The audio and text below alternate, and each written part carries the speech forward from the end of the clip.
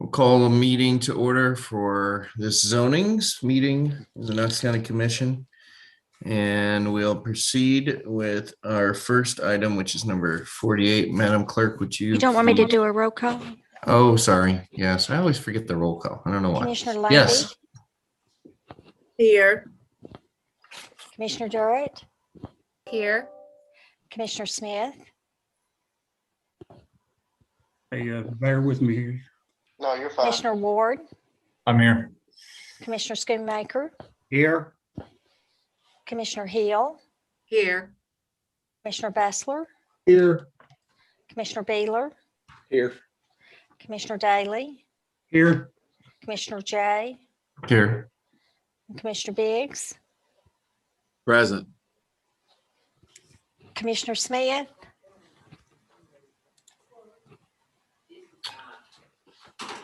I see Commissioner Smith with us, but he's sort of connecting to audio and in permahold there. So I imagine he'll log off and log back in and jump in here in a minute. I think we can proceed. We have a quorum. If you could call the first item, number 48, please.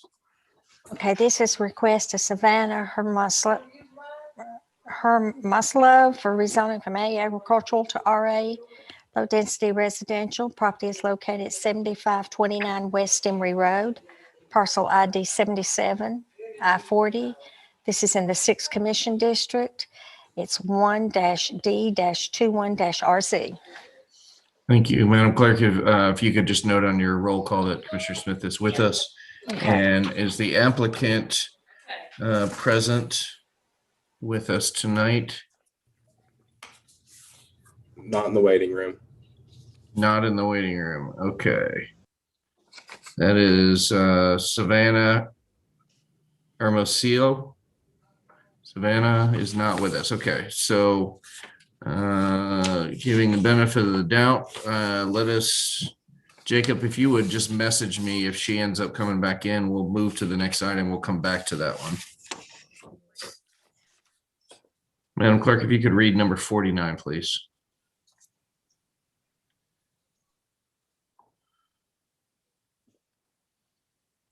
This is 1-E-21-RC is the request of Randy Gurnard Cafe International LLC for rezoning from I industrial to RB general residential / F floodway to PR plan residential / F floodway up to 3.22 dwelling units per acre. Property is located at 0 Beverly Road and 0 New Beverly Church Road, parcel ID 59-00201 and 002. This is in the 2nd Commission District. Is the applicant present? Yes. Okay, if you're able to turn your camera on, please do. If not, we can hear you. There is both support and opposition. I'm going to list the names of those who are signed up to speak on this matter. I have Gerald Green, Michael Brousseau, Chris Granju, Charles Taylor, and Courtney Shea. Those are all elements. The opposition, could you help me? Somebody help me identify who is supporting and who is opposition in that list before I move forward. Mr. Gennard, maybe you could identify who is supporting the project. That would be Gerald Green, Chris Granju, and Mike Brousseau. Okay. And can I then assume that Charles Taylor and Courtney Shea, are they with us and are they our opposition? Are those two members with us?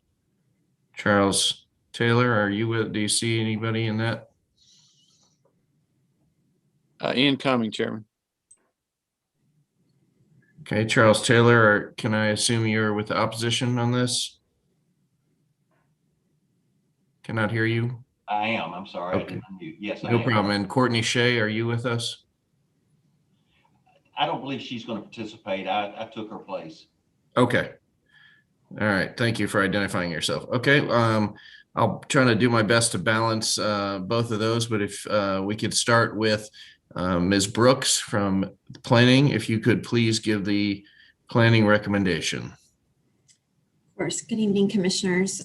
Planning Commission recommends that County Commission approve PR Plan Residential Zoning with a density of 2.51 dwelling units per acre because it is consistent with the North City Sector Plan's low-density residential designation and retain the F floodway overlay district by a vote of 13-0. Okay, thank you very much. We'll start with the applicant, Mr. Gennard. Now you have 4 people on your team. I'm gonna give you a total of 15 minutes. If we could put up a clock, and then I will give the same amount of time if they wish to the opposition. You can stop and start that as you will, but if you would, you have the floor. And if you all would identify yourself by your name and your address as you take the position and present to commission. We'll start with you, Mr. Gennard. Yeah, Commissioner Jay, we don't need 15 minutes unless the commission wants to ask us questions, but I'd like the opposition to go first. We're going to follow the rules of our commission, which says that the applicant goes first, and then we hear from opposition, then we'll go back and forth. So you're up first. Okay. Randy Gennard, 5408 Fountain Gate Road. All property owners of Knox County have the right to the highest and best use for their land. We know the highest and best use for this property is a development with single-family homes. With a housing inventory at an all-time low in Knox County and the upcoming development at the former Easttown Mall site, our community can benefit from the plans for this rezoning. I'm asking to rezone this land from flood, industrial, and general residential to plan residential with a density of 2.51 dwelling units per acre as per planning staff recommendation. This will also help in fulfilling the affordable housing need in Knoxville. Responsible development takes a team. We have assembled one that is second to none. Here are some of our team members who are available to answer questions during this meeting. Gerald Green, the former executive director of MPC from 2015 through 2020.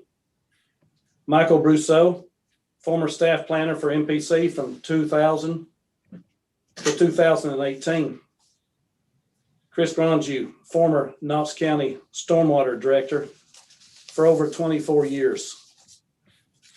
The team has shared letters of support for this project via email with all of the commissioners to further explain their stance. There will be 16 acres of land donated to Legacy Parks Foundation when this rezoning is granted. This land donation also includes a walking trail easement located on the ridgetop that leads to shopping and to Knox County parks. The reason the land has not yet been donated is that should this property not be rezoned and remains industrial, the land could be used for parking lots and storage areas for materials. They could include, but are not limited to, tires, asphalt shingles, building materials, scrap cars, parts, and more. As it is currently zoned, the land can have manufacturing plants in the lower section of the land, while the upper portion can have up to 252 apartments. The majority of commissioners have toured the site, and those who have seen the true potential in developing this land into a community with affordable homes.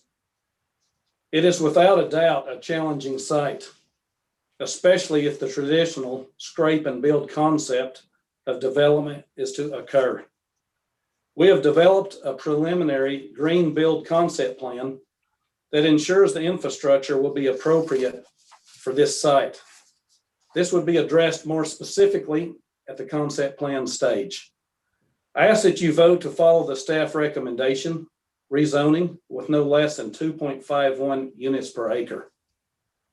Should the rezoning request be amended to less than 184 homes, I will respectfully request withdrawal of this application, at which point the property will remain as industrial and apartments. Thank you. Okay, thank you, Mr. Gennard. You used approximately 4 minutes, and I know the rest of your team is there for additional questions. So I'll look to Mr. Charles Taylor on the opposition. I'll give you also 4 minutes to begin, and then we'll take it from there. So Mr. Taylor, if you would, please turn your microphone on and your camera if possible, and please state your name and address for the record, and you have 4 minutes. All right, I'm trying to get my. There we go. There you are. Can you hear me? Yes, sir. Thank you, Commissioners. I am Charles Taylor. I am the attorney for many of the hundreds of residents who oppose and will be adversely impacted if this development goes forward as suggested. I'm also a resident of the area. I live very close to this development. I live at 4801 Tazewell Pike.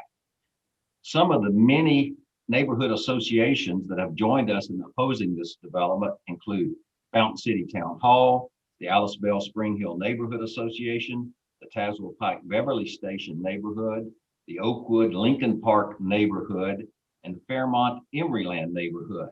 And altogether, these organizations represent over 700 families who oppose and will be severely affected by this development. The track we're talking about, ladies and gentlemen, is basically a ridge line.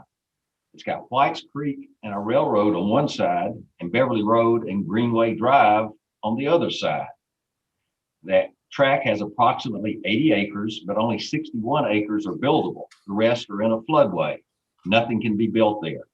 And this is not just a floodway by name, it's a real floodway. If you had a chance to look at the many photographs that my neighbors and I sent to you before this meeting, you can see some of the flooding that's taken place there 2 or 3 times every year. 2 or 3 times every year, Whites Creek floods. Beverly Road, right at the entrance where this development is going to, the only entrance to this development, has 3 to 4 feet of water. And this is 3 or 4 times a year. The flooding just doesn't affect Whites Creek because Whites Creek runs into First Creek and then it goes down Broadway, as you all know. And neighborhoods miles away are going to suffer from this development. Back in 2018, when the developer first proposed this project and went before the Planning Commission for the very first time, Executive Director Gerald Green said, and I'm quoting him, quote, "This is the worst piece of property that has ever come before the MPC," end of quote.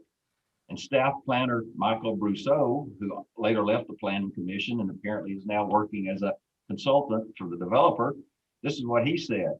He said, "When you talk about rough properties, this is about as rough as a piece of property as I've ever seen," end of quote. And because this property was so unsuitable for development, the Planning Commission in 2018 turned down the developer's request for over 200 units and instead limited it to 1 unit per acre, excluding the floodway, not to exceed a maximum of 61 units. The developer then came before you, the commission. There was a meeting in June of 2018 and tried to get you to ignore the Planning Commission's recommendation. But my neighbors and I didn't ignore it. We showed up in, over 100 of us showed up in buses, and we expressed our opposition to it. And because of that, when it became evident that you were not going to grant what the developer wanted, when the developer saw the writing on the wall, he withdrew, just like he's threatening to withdraw now if you don't give him what he wants tonight. But he withdrew and went home. At this point, ladies and gentlemen, and I'll stop after this, in the summer of 2018, the developer wasn't out any money because he didn't own the property then. He only had an option to buy it. He could have walked away and saved himself money, but he decided to gamble. He decided he could convince you eventually to give him what he wanted. So he rolled the dice and he bought the property. I see my time's about, my 4 months is running out, so I'll stop for now, but this was just the first time he came before you. There's been 2 more additional times, and I'll talk about those in just a minute. Okay. I'm going to give Mr. Gennard, maybe since they were mentioned, a member of your team, up to 4 more minutes to sort of rebut, and then Mr. Taylor will hear from you again, and then I'll kind of open it up to commissioners.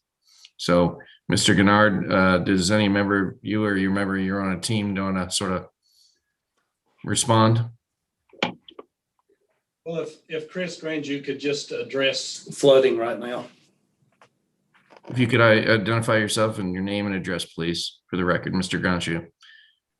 Yeah, hi, can you all hear me? Yes, sir. Excellent. Okay, Chris Granjou, 5405 Blue Ridge Drive, Knox County. Um,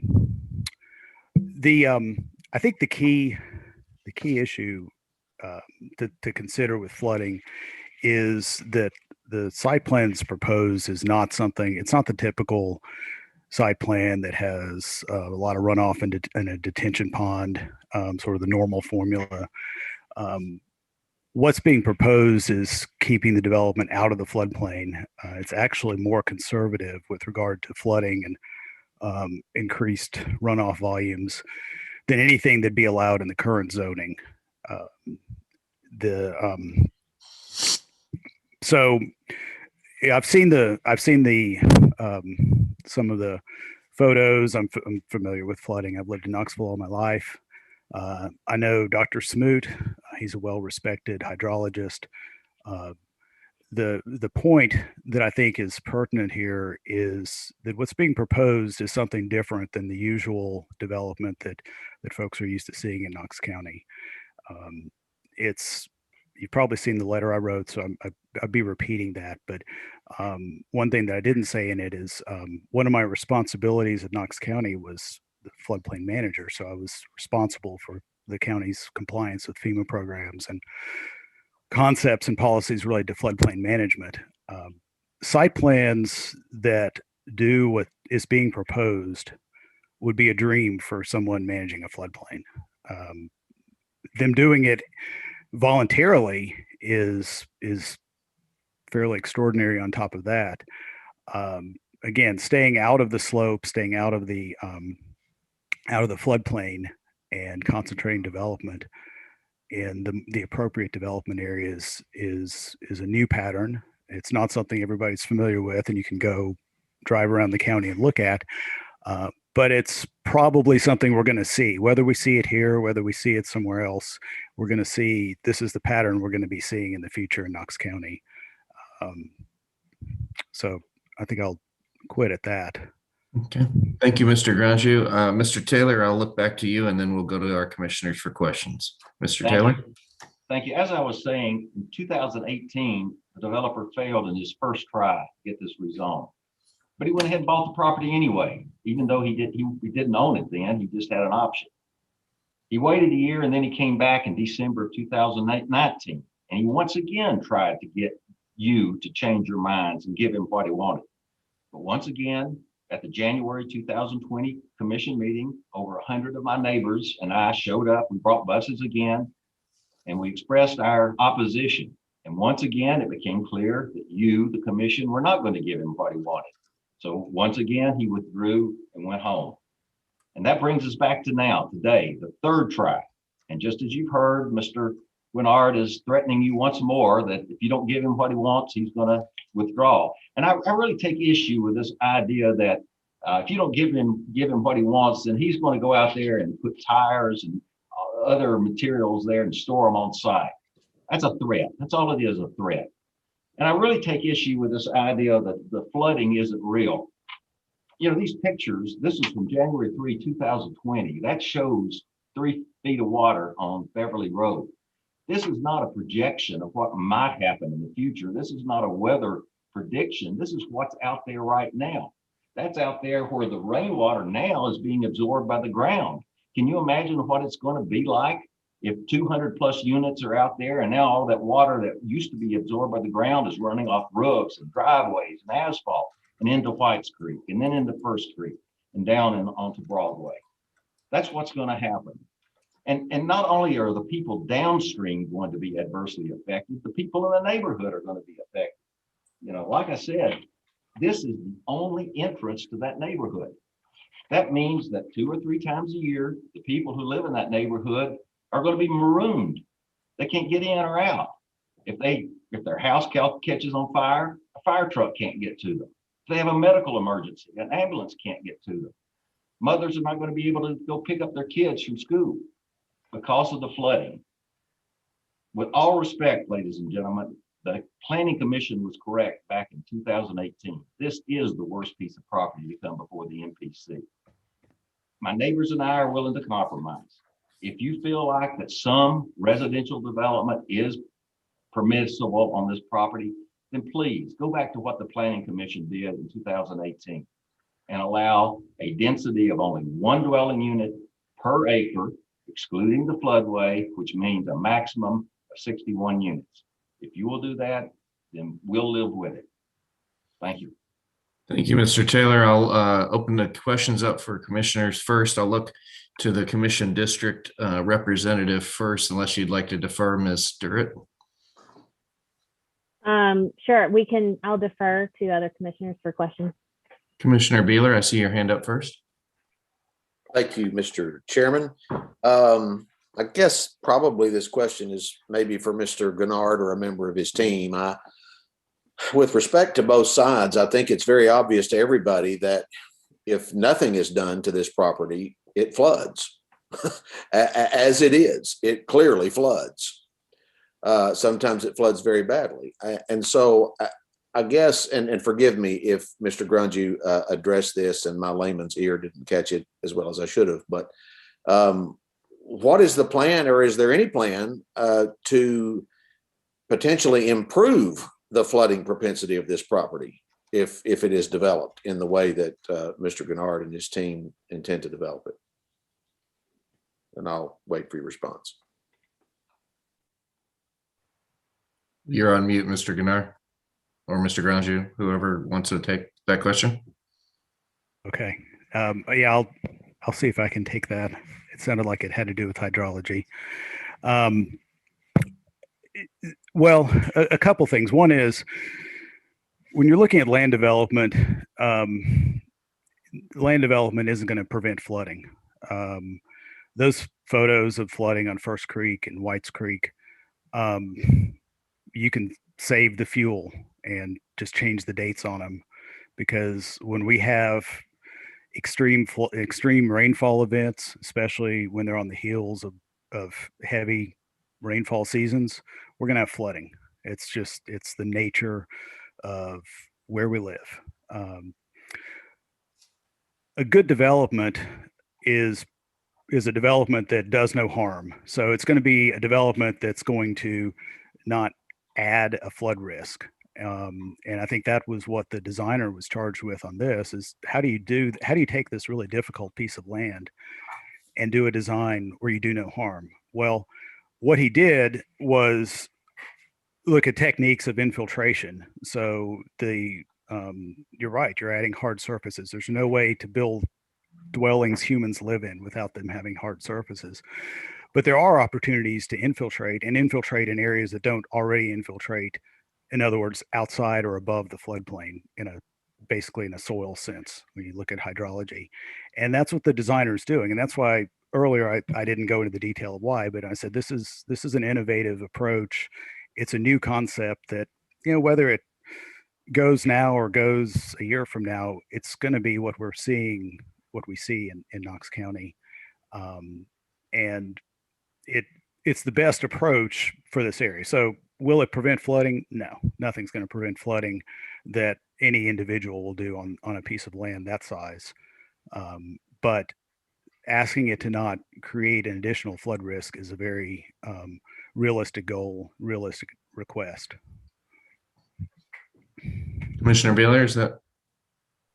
Yes, that's all for now. Thank you. Okay, thank you. Commissioner Biggs? Thank you, Chairman Jay. I have a question for Jim Snowden, please.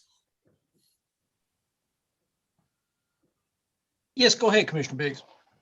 Director Snowden, how are you? I'm all right, sir. I was looking at the map and where we have the apartment complex and housing units and things of that nature. Can you tell me a little bit more where on this, I guess, is designated maybe RB, the hilltop and slope protection program, as well as the grading and things of that nature? Yes, Commissioner Biggs. And I think in the packet that Amy's folks have put together kind of shows a little bit of that. There's a slope and hillside analysis sheet. If you can see kind of the primary area that is zoned RB is contained within the 25 to 40 and greater than 40% slope. Looks like there's probably in the neighborhood of about 28 acres there. So the bulk of the RB zone property on Mr. Gennard's property appears to be within the slope and hillside protection. Now, keep in mind that that is advisory in the county, not mandatory, but the bulk of where the RB property is does appear to lie within the steeper slope area. Okay. So does this road, whenever to gain entrance into this development, is it a county road or is it a city road? It is a city street. The property is in the county, but the Greenway Drive at that location is a city street. Okay, I'm gonna jot some stuff down and I'll come back. Thank you. Thank you, Commissioner Biggs. Commissioner Bustler, you're up next. Thank you, Mr. Chairman. Back in 1992, there was a plan made and it was approved by MPC because I was on the MPC when it did to help mitigate the water runoff. There was a number of the community up and just got really requested, made it political, and it did not pass. There was another issue came up later on that could have made it better. Won't stop the flooding, but lessen the damage that the flooding would do. And the people in the community that weren't living right there on it. And again, there is a industrial steel plant that's right there next to it. They decided not to do anything for it back then. So in the early 90s, there was plans made to help mitigate the problem before all the other development got around it. And people didn't want to do anything with it then. It's rolled back around again. And we have a chance to say we can mitigate some of that. But in planned residential, the developer has to address the issue of getting on and off that road. The city would have to do some improvement, but we could also do improvement of getting the water away quickly into another area. And I live in an area where we have wide flooding down Beaver Creek. And every year we do some things on it to lessen the damage that is being done by that flooding. We can go ahead and say, nope, we're not going to do anything with it, and it will flood. Yes, you won't be able to cross that road sometimes. But if we do something now, we can lessen that issue of flooding in that area. And plans have come about, and with planned residential, the developer has to address those issues before we can go ahead and build. Or we can leave it like it is, and there will be a developer that will buy that piece of property and put 260 some units on it, and all he has to do is ask for a building permit. So that's not a threat that can happen. And it happened in my area where people would not listen and to go to a planned residential, and they left it like it was, and there was some development going on that lessened the property around them. So it's up to you all what you want to do with it. I know what I would like to do with it would be to lessen the problem. So thank you for your time, and just want to let you know it goes back as far as 1992. Thank you, Commissioner. Commissioner Lundy, you're up next. Thank you, Chairman. Can I hear from Gerald Green? I know he's been quoted in the article that he said was the worst piece of property ever. I just want him to expand on that. Is he available to speak? Mr. Green, are you with us? And welcome back to Knox County Commission.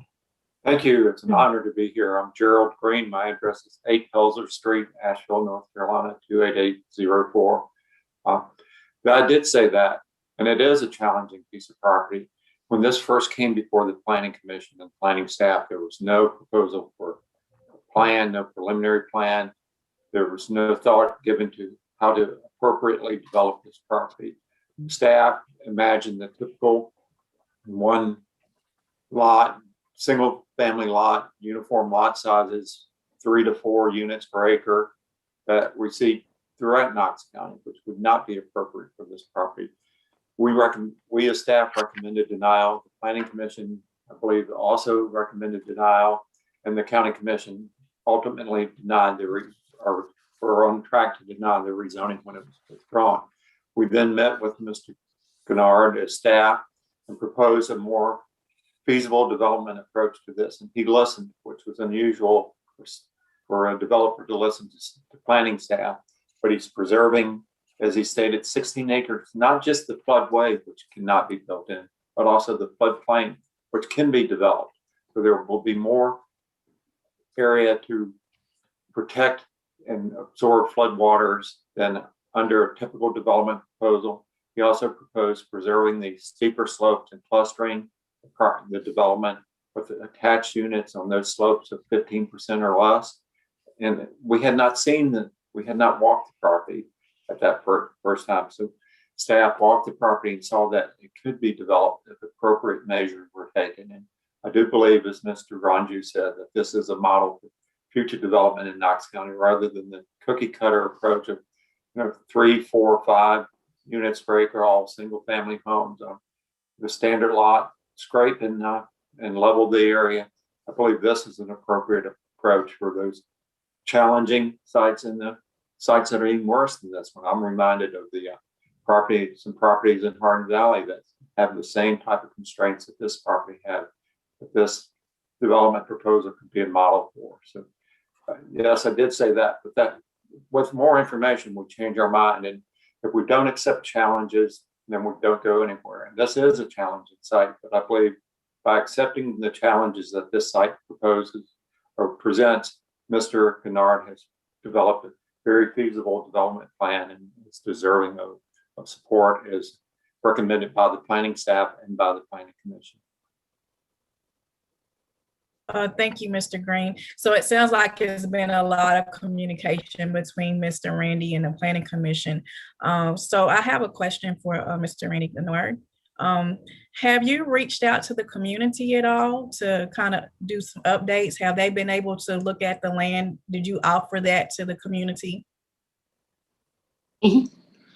I think Commissioner Courtney Durrett could answer that, but we did try to reach out and I don't think that she got any response. We were going to have a Zoom meeting. Okay. All right. Thank you. I'm finished. Thank you, Ms. Lundy. Courtney, Commissioner Durrett, you're up next. Okay, I did have a question for Mr. Kennard specifically.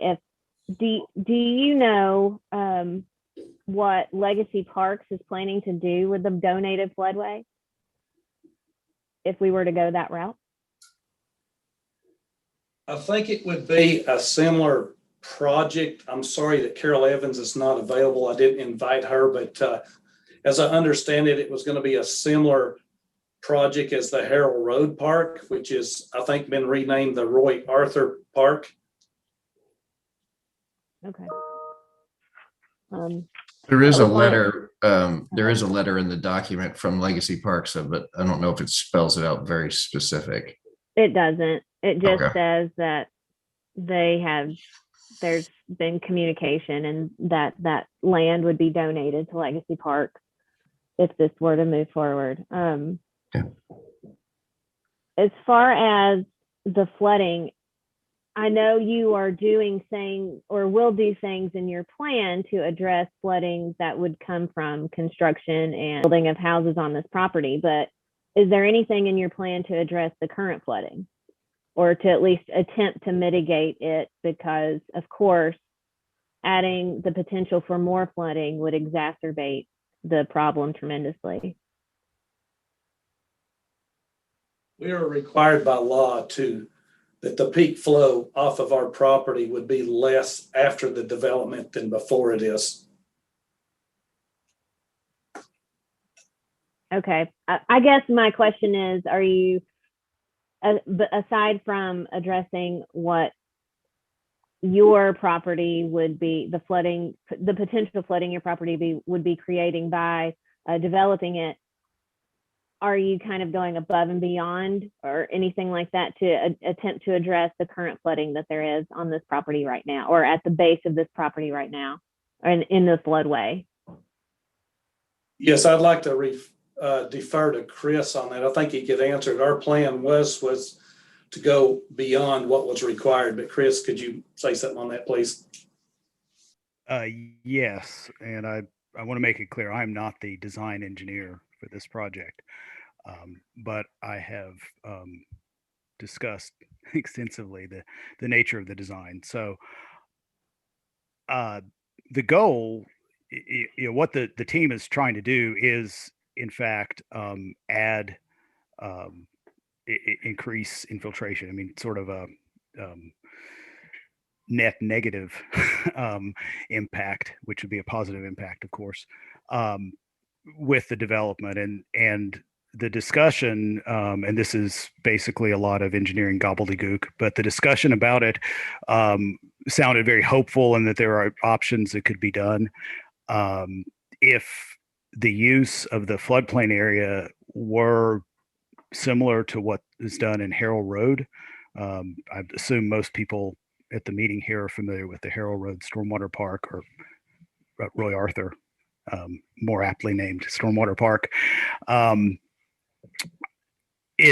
There are opportunities to add additional floodplain storage in this area, but keep your expectations have to be realistic. The system flooding that we all know, dumpsters floating down Broadway, and trucks overturned, and all of the destruction in the lower reaches of First Creek, that's major system flooding, and there's no 80-acre site that's gonna solve that. But this is a step. This is helpful, and I think it will be so in a quantifiable manner as well. So hopefully that answers your question without too much engineering speak. Okay. Thank you. And Director Snowden, are you still here with us? Yes, Commissioner Durrett, I'm here. Some of the concerns that have been brought to my attention from the community are the curve that's right there. I travel this road frequently, and I know exactly what they're talking about. Is there sight distance on this? And so two things, the sight distance, and another one, as was brought up by Mr. Taylor, the lawyer for the community, in speaking in opposition, is if this were to flood, would he be able to put an entrance where there is flooding currently? Like they said, they could potentially get trapped in this development. Yes, Commissioner, we looked at that. That was one of our, two of our concerns, obviously, was access, should the road flood. And we feel like, based on the frontage that Mr. Gerard has, that he can establish an entryway that does allow safe ingress with a flood event like what the pictures indicate, as well as we feel like there's a cut bank there, a cut slope that would need to be modified, but it looks like it's within his frontage, and he can confirm some of these, but it looks like he could shave that bank back and achieve sight distance. So those two concerns for us appears preliminarily like they could be resolved with his engineering team. Okay. Those are all the questions I have for right now. I will defer to other commissioners with questions. I need to unmute. Sorry about that. Thank you very much, Commissioner Hill. You're up next. Yes, thank you, Commissioner Jay. As the applicant indicated, several commissioners did go out and tour the property, and I was one of them that did take him up on his offer. And all I can say is I'm extremely grateful that I did. I too had driven that road many times, and when you glance over to the right where that property is, it appears it would be an impossible build. This is just a layperson talking, but it did not take 5 minutes once I was back on the property to recognize number one, what a beautiful piece of property it is, but also how much it truly does level and flatten once you kind of get over the initial hillside area. I do hear what the applicant has done in efforts to truly make this project fit the land, so to speak. I was knocked off for a few minutes, so it may have already been brought up as far as the type of homes that he is looking to build, the garage up, garage down type of homes that build directly into slopes, whether the slope is up or down, this type of thing that really we just don't see hardly at all in Knox County. And I was very, very impressed by that. I was also really liked the look of the floodplain area back there by the creek, and the fact that it will be donated and it will be turned into a stormwater park. Several of you have mentioned the Harold Stormwater Roy Arthur Park, and it's in my district, and I just attended the renaming of it a few months ago, and I will tell you, if you would have seen that property before they turned it into a stormwater park, you would have never dreamed that this really very ugly piece of property could amount to anything that would be passing for something that the community would be proud of. And I felt that very same feeling when I went back to the property that would be, in fact, become part of a stormwater park, which, not to mention, can't even be accessed right now because there is no development on the land. That's a beautiful piece of property that I think would be very beneficial to the community in general to be able to access that. I would not have thought I was start out supporting this project, but actually I do support it. I do think that the 2.51 is a reasonable ask, and I will be supporting this project. Thank you, Commissioner Hill. Commissioner Smith, you're up next. Thank you, Mr. Chair. In reviewing the MPC file, I noticed that these pictures are from February 23rd of 2019. I think it's pretty safe to say, whether you were on North Shore or Cedar Bluff, in 2019 and 2020, you had flooding issues. Reading through it, I see, the neighbors complaining of flooding. One person says 2 times in 4 years. Well, I would assume those are probably the 2 Februarys of 19 and 20, where our whole county was facing unprecedented flooding issues. So I guess my first question is for Mr. Taylor. You had said it floods 3 or 4 times a year. Are there any more pictures to document that? Not with me. On our website, if you look, there's pictures from a number of different floodings. And yes, it does flood 2-3 times a year. Some are worse than others. But yes, that is correct. What is your flood site address?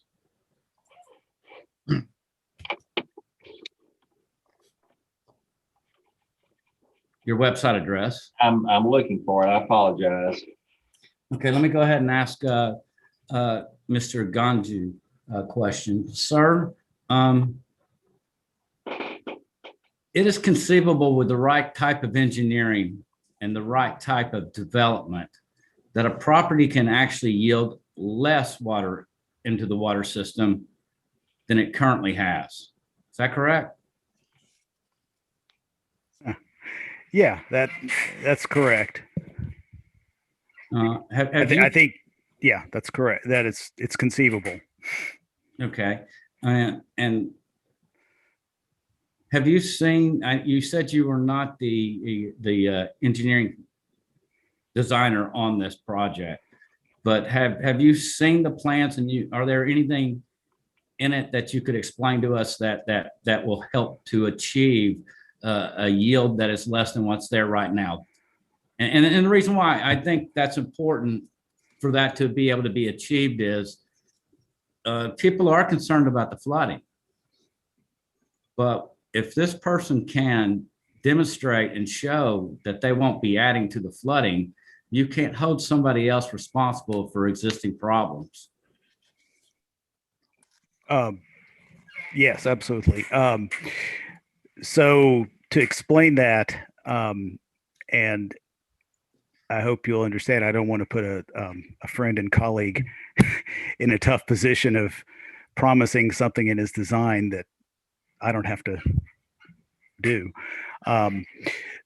But the engineer's approach is to provide infiltration areas, specifically in as water runs off from the slope towards the development, and then also for the development, for the runoff generated by the development itself, to use permeable paver systems, which I think actually people are familiar with in the Knox County area, for infiltration, and really have a goal to completely absorb on site any runoff generated by the change in land, by the change in land use, the development. I'd be careful I wouldn't say that expecting that it would reduce the runoff from, how it is today.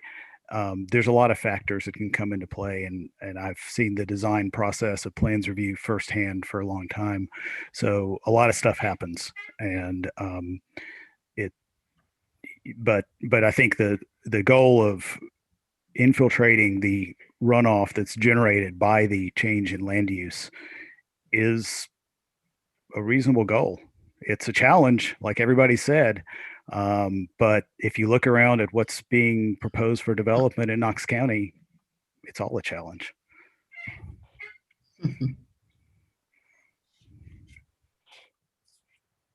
That website, if you're interested, is www.beverlyrezoning.com. Commissioner Smith, do you still have the floor? Do you have additional questions? You're muted. You're still muted.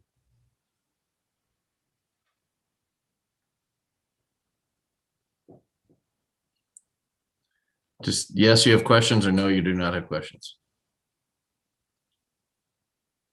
You're still muted. We can't hear you. So I'm gonna, I may come back to you if you can jump back in, Commissioner Daly. Thank you, Mr. Chairman. Director Snowden. Hello, Director Snowden. There you go. Sorry, Commissioner Daly. That's all right. It's Zoom. We're used to it. Is it not the case that a property owner has to retain equal to or less than the runoff that is currently flowing? That is correct, Commissioner. Mr. Granju is exactly right. It's my department's job to make sure that those downstream owners see no harm, and my staff would be diligent in that effect. So, in other words, there's going to be no more water coming off that property now than it will be in a year from now or 2 years from now. Give us the explanation of, can we use both, or which would we use here, a retention or a detention pond? And I haven't seen design drawings, but from what Mr. Granju is saying, they're doing infiltration, which means the water doesn't leave the site. It actually goes into the ground, which is retention and not detention. Okay, on this retention, Jim, will it be a 100-year flood or the 500-year flood that's determined? How do y'all determine which one we look at? We had the 500-year flood back in February, was it, or last year?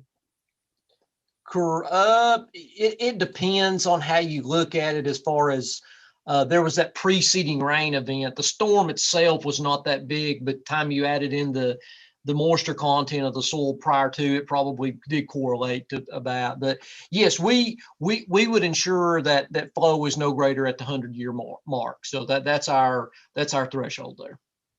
That's what I want to make sure of and let everyone know that the amount of water that's coming off there now will not be any greater, and there's a possibility that it could be less. But rest assured, it will not be greater than what it is now. Thank you, Jim. Thank you, Mr. Chair. Thank you, Commissioner Daly. Commissioner Smith, are you able to unmute and jump back in? Yes, sir. I'm Okay. sorry, I didn't lower my hand. No problem. The floor is yours. Mr. Snowden, when a permeable site with retention, I think is the word you used, it uses a combination of spaces, pavers, and it does have a pond also, doesn't it?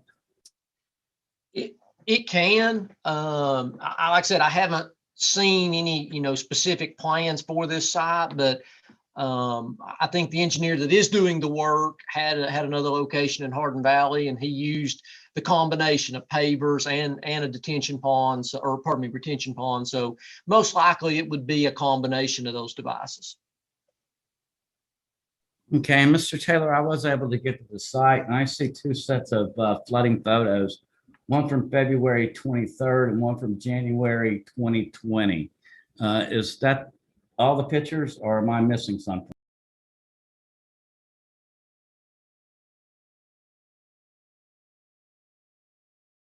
You're muted, sir. I apologize. I don't have the site up in front of me. I don't know for sure if that's all the photos or that's just all that were put on the site. I did not construct the site. Okay, thank you, sir. Commissioner Schoonmaker. Thank you, Chairman Jay. I think one of the problems with the Zoom format is we miss out on the crowds that attended the previous commission meetings.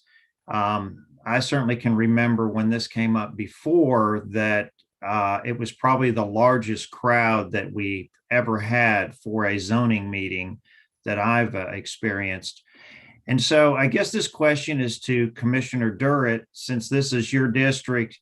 I kind of want to know what your feelings are on this rezoning request, because you've been in contact with a lot of the neighbors and neighborhoods. Mm-hmm. Thank you, Commissioner Schoonmaker. You're correct. I have been in contact with a lot of people, specifically that live on Beverly Road, but also from those neighborhoods that Mr. Taylor mentioned that are downstream of Whites Creek and First Creek, Alice Bell, Emerald, Fairmont, which coincidentally is where I grew up and can remember someone canoeing down Broadway from flooding in First Creek when I was young.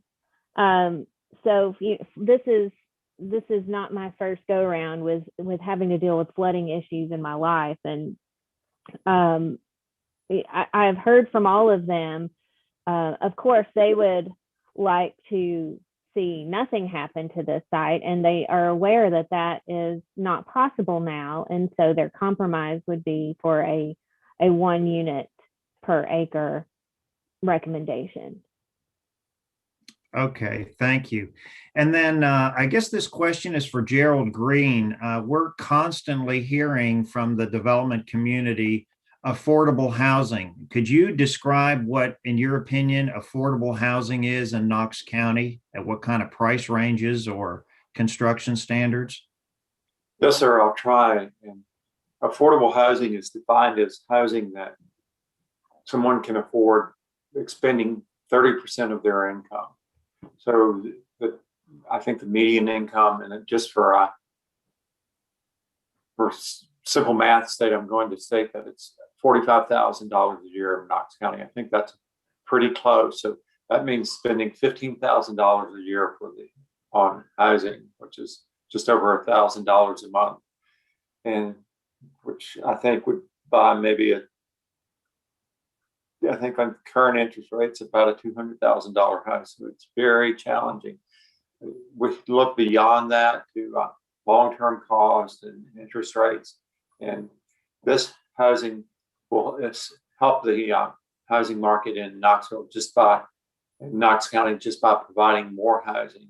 And speaking with realtors, before I left, I had lots of conversations with the Knoxville Area Association of Realtors and their former director about affordable housing. And just increasing the number of housing units available helps the affordability of housing by expanding the market and the number of homes available to people.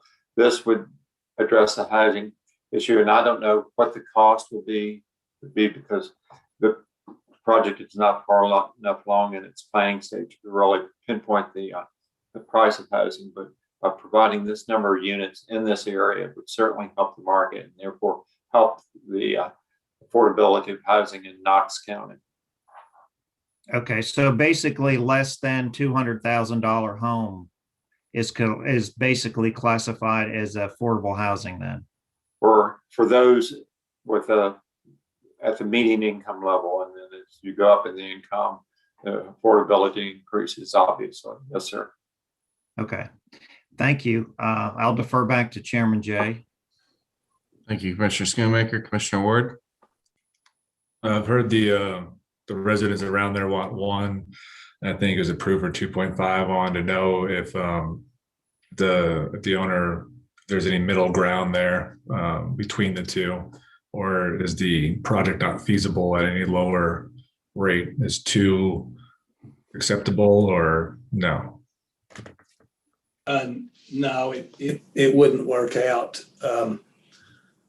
We thought just that 172 is about our least number, which I'm sorry, I don't have that in front of me, what that I think 2.36 is 184. I don't remember what 172 was. I'm sorry. I don't have that in front of me.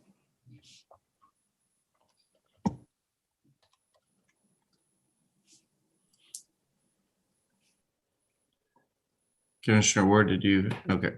Commissioner Hill, back to you.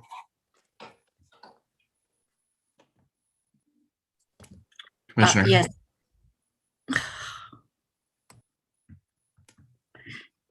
Thank you. Mr. Gurnard, what did you say the price point of your homes would be? We're set up anywhere between 185 and 235 currently with that. And I did get that from, there is a website, What is Affordable Housing in Knox County? And part of it was a payment of $979 to $1,510. But affordable housing is not just the house payment. It includes utility payments and everything else. And the house that we're building are very energy efficient. And so we've tried to address affordability as a whole house cost, not just the cost of the loan, but the utility cost and the upkeep cost and the maintenance cost. Thank you. I'm not, well, I was going to say I was not seeing other hands. Commissioner Biggs, have you spoken? Yes, ma'am. Oh, I was going to just go ahead and move forward and make the motion that we accept the recommendation by the planning staff. Commissioner Biggs, you want to speak first before any motions are made? I just had just a couple quick questions, actually, if that's okay with you. Sure. Yeah. If that's okay, Ms. Hill, I just want to give everybody an opportunity to get everything answered. Commissioner Biggs, go ahead. Yes, sir. Earlier, Director Snowden said that he believes that we could clear out that hill, basically scale back some on the hill for grading for the line of sight distance. I was trying to look it up online. Is that going to be like another retention wall, or what is that going to be? I know we're looking into the zoning, but I'm trying to find something just because I'd hate to see a train coming. And do we know when trains come through there? I mean, are we going to back up traffic and maybe have rear end collisions, or what? I'm trying to look at that as well online, and I don't really see that much about that. Sure, Commissioner Biggs. You know, that's one of the things, until we kind of know a density assigned to the property, it's hard for us to really make I guess, a really informed decision on how much traffic is coming to the site. And then making decisions on what off-site improvements we may need in regard to, does it need a turn lane, a left in or a right in? So some of those questions are really kind of hard for me to specify without knowing a density, and hence a number of trips that will be generated from the site. Appreciate that, Director Snowden. Thank you. I also see Commissioner Durrett's hand up. So Commissioner Hill and Commissioner Durrett. Commissioner Hill, you want to defer to her right now for a second? Okay, Commissioner Durrett. Thank you, Mr. Chairman. My hand was actually up to make a substitute motion to her motion if that was going to happen. I think who wants to make the motion? There is no motion on the floor right now. Okay. So Commissioner Hill, you started to talk about one, but Commissioner Durrett as a substitute, do you want to? I'm okay. You can go either way. You started to make one, but we didn't make one because you deferred. So what would you like to do, Commissioner Hill? Well, I will defer to District 2. Okay, Commissioner Durrett, then there is no motion currently on the table. Happy to entertain a motion to begin the process. Thank you, Mr. Chairman, and thank you, Commissioner Hill, for deferring to me. Like I said, the community has really expressed their concerns about the flooding that this could potentially cause and exacerbate the current flooding that is there right now. And as we've spoken, it doesn't only affect this immediate surrounding community of this property, but it can have a greater potential of flooding downstream into First Creek. And so with that, being the people's voice, I want to recommend move forward with a 1 unit per acre density on this development. To restate, your motion would be to approve at 1 unit per acre? Correct. Is there a second to that motion? Second. Second by Commissioner Ward. I see Commissioner Daly's hand up regarding that motion. Yeah, I'd like to make a substitute motion that we go with the recommendation of 2.51 dwelling units per acre. Okay, there's a substitute motion by Commissioner Daly to approve as outlined at 2.51. Is there a second to the substitute motion? A second. Second by Commissioner Lundy on the substitute motion. So we must take action on the substitute motion first before considering the original motion. Is there a discussion on the substitute motion at approval of 2.5? Commissioner Durrett, do you have a discussion on this particular item, or just your hand still up from prior? Okay, thank you very much. Is there discussion on the substitute motion by Commissioner Daly? Okay, we'll now do a roll call vote on the substitute motion for Commissioner Daly at 2.51 approval as outlined in the planning recommendation. Seeing no further discussion, Madam Clerk, would you please call the vote on the substitute motion? Everybody clear on what you're voting on? Commissioner Bud, yes? Okay. Commissioner Hill? Yes. Commissioner Hill votes aye. Commissioner Bustler? Yes. Commissioner Bustler votes aye. Commissioner Beeler? Pass. You said pass? Yes, pass. Yes, I'm sorry. Commissioner Beeler votes aye. No, I Commissioner Daly? passed. You passed. Commissioner Beeler passes. I'm sorry. Commissioner Beeler passes. Commissioner Daly? Aye. Commissioner Daly votes aye. Commissioner J? Aye. Commissioner J votes aye. Commissioner Biggs? Pass. Commissioner Biggs passes. Commissioner Lundy? Aye. Commissioner Lundy votes aye. Commissioner Durrett? No. Commissioner Durrett votes no. Commissioner Smith? Aye. Commissioner Smith votes aye. Commissioner Ward? Pass. Commissioner Ward passes. And Commissioner Schoonmaker? No. Commissioner Schoonmaker votes no. Does the pass wish to vote? Do any of the passes wish to vote? Sorry, I said no. I didn't hit my mute button. I'm sorry. Okay, I see a note from Commissioner Beeler. Commissioner Ward, do you wish to keep a pass or change your vote? I'll keep my pass. Okay, Madam Clerk, please call the vote. Okay. So Commissioner Biggs, you're still passing or you voting? Okay. So we have 6 aye votes, 2 no votes, and 3 passes. Yeah, the substitute motion and approval at 2.51 passes with 6 votes. That was a no. I'm sorry, sir. Sorry, Chairman. Okay, wait. Commissioner Biggs, would you like to have a pass vote or a no vote? No vote. Okay. Okay. So we have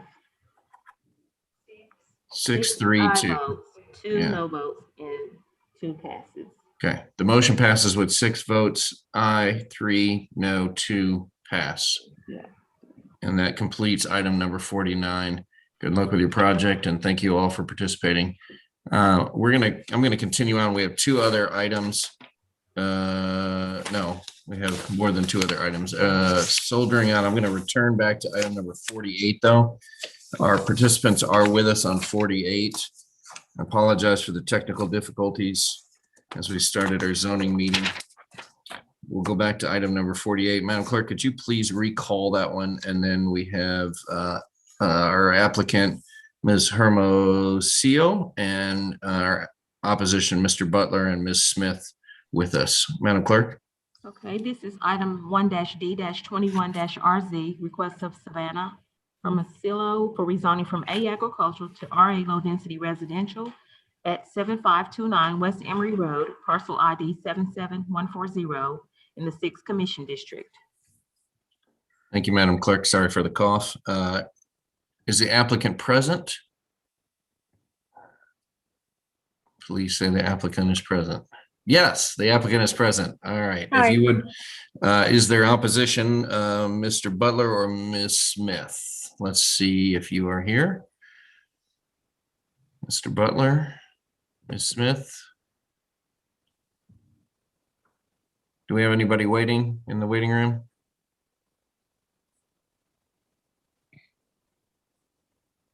Negative.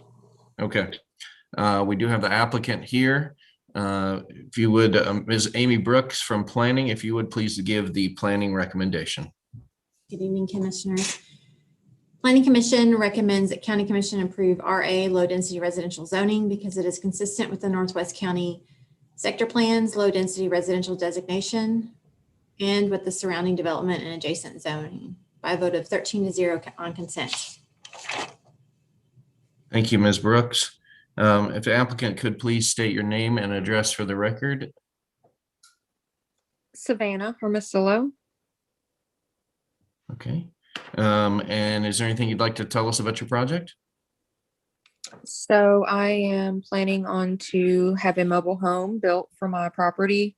I'm currently living on another mobile home here with my mom and disabled cousin. So mom's getting a little bit older. I plan on living here and building a place for myself to stay and help out. Okay, thank you very much. Thank you. Is there discussion on this item? And is there any opposition that's joined us? Commissioner Schoonmaker. Thank you, Chairman Jay. I was just going to make a point of order that when the commissioner makes the motion regarding this, since we did kind of jump around, that they do include the file number. Since Okay. the clerk didn't read it. Okay, thank you. We'll read that in the motion. Any further discussion on item number 48? This is item number 48, 1-D-21-RZ. Seeing no further discussion, I'll look to the sixth district representative, Commissioner Hill, for a motion. Yes, thank you. I have talked to Ms. Hermosillo and also talked to a couple of the neighbors of the subdivision next door. their plan for this is just to merely add another home, even though it was, I think the concern was that the ask was 4 per acre, and this is a long, narrow strip that's would not be practical for any other type of development. So I was very glad to talk to Savannah and get clarity that she's just merely wanting to live close to her mama. So I'd like to make a motion to approve this as recommended. Thank you, Commissioner Hill. Is there a second? Second. Second by Commissioner Durrett, I believe. Is that correct? No, Commissioner Lundy. Sorry. Okay, Commissioner Lundy, is that correct? Correct. Yes, okay. Commissioner Lundy on the second. Is there additional discussion on item number 48? Seeing none, Madam Clerk, please call the roll and let's go ahead and identify the item number as well. So the item number is 1-D-21-RZ. And I'll begin the roll call with Commissioner Bustler. Aye. Mr. Bustler votes aye. Commissioner Beeler. Aye. Mr. Beeler votes aye. Commissioner Daly. Aye. Mr. Daly votes aye. Commissioner J. Aye. Mr. J votes aye. Commissioner Biggs. Aye. Commissioner Biggs votes aye. Commissioner Lundy. Aye. Commissioner Lundy votes aye. Commissioner Durrett. Aye. Commissioner Durrett votes aye. Commissioner Smith. Aye. Commissioner Smith votes aye. Commissioner Ward. Aye. Commissioner Ward votes aye. Commissioner Schoonmaker. Aye. Mr. Schoonmaker votes aye. And Commissioner Hill. Aye. Commissioner Hill votes aye. All members present voting aye. Thank you. That motion is approved, and good luck with your project and taking care of your family. Thank you so much. All right. Thank you very much, Madam Clerk. Next item, please.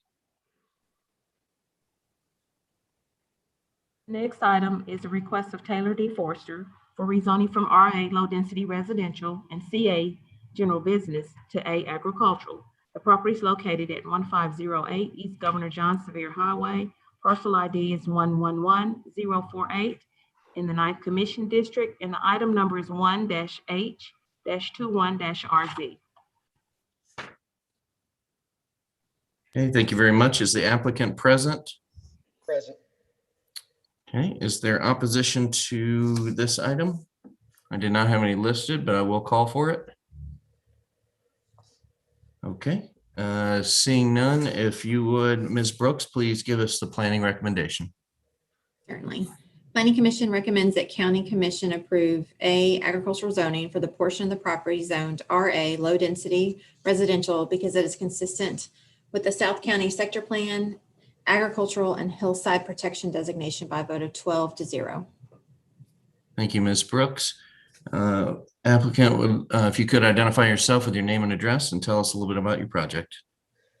Taylor Forster, 1111 North Shore Drive, Knoxville, Suite S700, Knoxville, Tennessee, 37919. Can you hear me? It's really low, so just really yell. Sorry.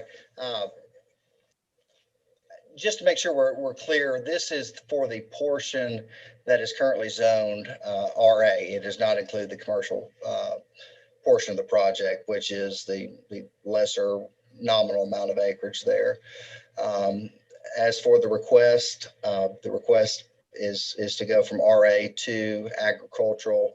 The applicant or the client is looking for not exactly settled on what exactly wants to do with the property. I thought the agricultural zoning definitely was the best option to proceed under some of the thoughts or ideas that he has, and the fact that it complies with the sector plan.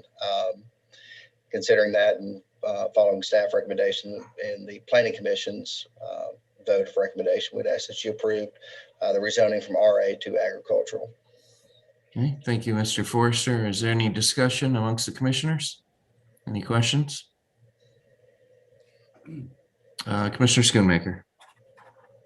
Thank you, Chairman Jay. It's very unusual that someone who has an RA designation for almost 80 acres would switch over to agricultural. Usually it's vice versa. So you have no idea at this point in time what the applicant desires to use for this approximately 80 acre tract? Well, going for the agricultural designation, there are certain tax credits that are available. There has been discussions of some agritourism possible type use, and there have been discussions of platting it and doing single family lots. But there just is no exact determination at this time. Okay. And are we gonna, I'm assuming we're gonna hear from from Commissioner Daly for his insight on this property? Yes, sir. You're up next, Commissioner Daly. Thank you, Mr. Chairman. Great lead in, John. This property is there across from Nina's Plants, and there's a little small piece of commercial property, probably 2 acres or so, not very much at all. I'm glad to see that this is going to go back to agricultural, because if it's RA, there's 2 ridges there with the TVA power line running down through the middle of it. I don't think this would be a great property to do an RA on anyway, because of the hillsides and the deep 2 deep haulers that goes through there. Not much less to say that it's a great deer hunting site. There's a lot of people deer hunt there. I can promise you there. I pass by there, go to church, and they're there. But Taylor's right. It is I think it's primed to go down to agricultural, to not only for to save the hillsides and the top and the trees, and it would be okay for to put 10, 12, 20 houses on there without destroying the land. And in the future, if it is in the sector plan, in the future, if the new owners want to come back and rezone it to RA or PR, they have that opportunity. But I am more than thrilled, and so are the neighbors, Taylor, to make the motion that we approve the plan residential. I'm sorry, approve agricultural zoning for this portion. And it is only the portion except for the commercial zone. That's correct. First by Commissioner Daly. Is there a second? Second. I'll go with Commissioner Schoonmaker on the second, because he got his little hand light still on. So we have a first by Commissioner Daly and a second by Commissioner Daly Commissioner Schoonmaker to approve as recommended. Is there any further discussion on item number 50? Seeing none, Madam Clerk, please call the vote.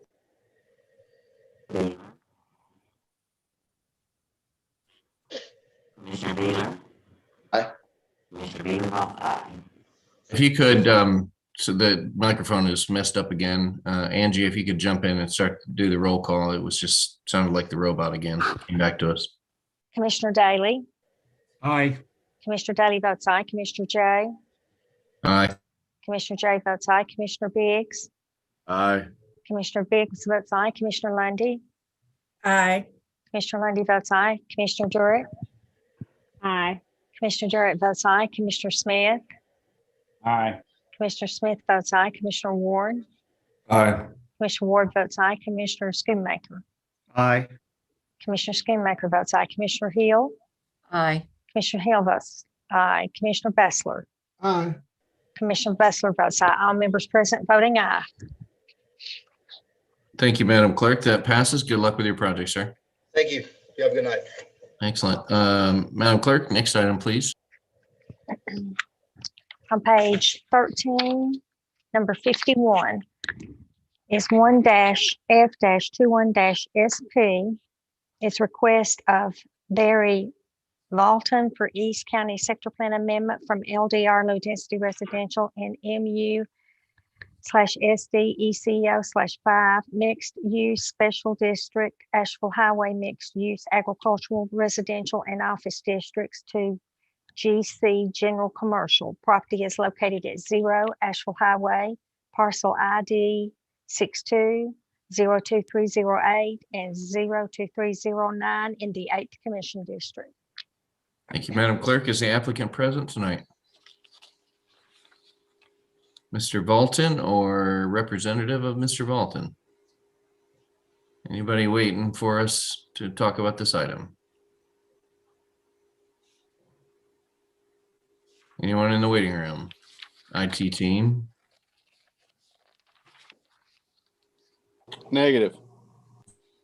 Commissioner Beeler, any indication that we would not have a representative tonight? You are muted. Sorry, Mr. Chairman. No, I have not heard from the applicant, and that's rather unusual. At a 7-5 vote, I really expected that the applicant would reach out, but I've not heard anything. Perhaps a friendly suggestion would be to make a motion to move forward to, or just defer it till next month. I'll make that motion. Is there a second? Next month. Point of order, please. Yes, sir. Commissioner Smith? We're not to the last item on the agenda, right? We are. This is the last item? Or we 51 and already- 52 are together. It's the same applicant. Same person. Never mind. Second. Commissioner Smith, Commissioner Schoonmaker on the second, Commissioner Beeler. The motion is to defer for 30 days. This would appear on our March agenda. Is that clear what you're voting on? Well, Mr. Chairman, can I include the next item in the motion if the clerk wants to read it into the record? Yes, if you could read that, Madam Clerk, and then we'll do a motion together for 51 and 52. Mr. Chairman, point of order. I think we automatically roll them anyway, according to our rules, to the next month. We can ask the law director if we need to do this. Hold on, sorry, let me just, you may be right. Let me just look real quick. Yeah, if the applicant is not present when the item is reached, should be placed on the commission agenda for the following month. You're correct. So we do not need a motion or a second or a roll call vote. So Okay. Is there any more business that is to come before the zoning meeting? Yes, I'd like to, Mr. Chairman. Yes, sir. Amy, are you still there? Amy Brooks? Yes, sir. There you I are. am. Hey, back, I guess, November, December, when we were meeting, we had the discussion of, we had applicants not showing up, and we were going to discuss looking to make sure that they know that when they leave there, that they're supposed to show up. Has anything been done on that yet? We have, for at least the last several years, notified applicants that they needed to attend the next legislative hearing. So that's something that we do. And back in, I believe it was, I was looking back at because there was that change in commission policy in November as well, that Drusilla shared with me, and we changed our notification based on that. The gentleman that was in South Knoxville rushed in at Christmas time. I'm pretty sure it was the December meeting, and he didn't realize that he needed to be there. My question is, can we stick an orange sheet of paper there says you must appear before the next legislative meeting? Is that possible? Is that asking too much? No, it's definitely not asking too much. And I will say, I will double check to make sure that our staff are still doing something similar. But previously we were sticking, I don't know if it was green, it was a bright colored piece of paper when we would mail people information, but we do our best to try to remind them on a number of different fronts at the time of application. And then once the planning commission has acted, but I'll follow up, Commissioner Daly. Yeah, you do. Y'all do a great job. It's just that the ones that only come before us one time in their lifetime, they do not know the process. So thank you very much. You're welcome. Okay. Is there any additional business to come before our zoning meeting? Okay, seeing none, motion to adjourn the zoning meeting. So moved. Second. Commissioner Beeler and Commissioner Schoonmaker, this will complete the zoning meeting. We will reconvene the regular commission meeting at 8:45. 8:45. We'll see you on the other Zoom link. Thank you very much. This meeting is adjourned.